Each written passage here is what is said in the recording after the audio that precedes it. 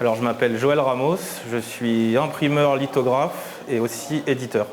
La litho, ça a démarré autour de 1790 et c'était un processus qui a un peu révolutionné le monde de l'impression parce que c'était très très rapide. Et ça a permis de faire des affiches, des étiquettes en grand nombre, beaucoup plus rapidement et beaucoup plus...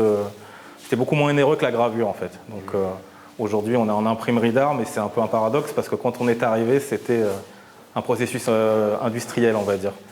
Donc ça a servi au début à faire de l'étiquette, de l'affiche pour le tourisme, notamment les affiches, toutes les affiches de Paris d'époque, les affiches sur le Chat Noir, sur les cabarets.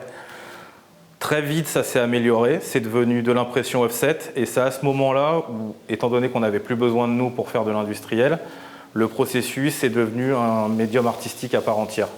Donc il y a deux grandes parties historiques, des époques très très fortes en litho. La première, c'est l'époque de Toulouse-Lautrec, où tout était fait en litho avec des affiches qui sont devenues des affiches d'art. Et la deuxième grande partie, c'est l'époque de Picasso, où là, il y a des gens comme Miro, Picasso, des gens très très connus qui sont mis à la litho et qui en ont fait un médium artistique, quoi.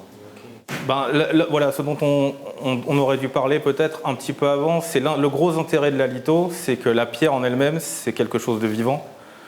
Et c'est un médium de création et d'expérimentation artistique qui est complètement incroyable et totalement infini. C'est-à-dire chaque artiste a une base que moi je donne, et après c'est une sorte de petite cuisine personnelle que chacun se fait, et c'est quasi infini en termes de création et d'expérimentation.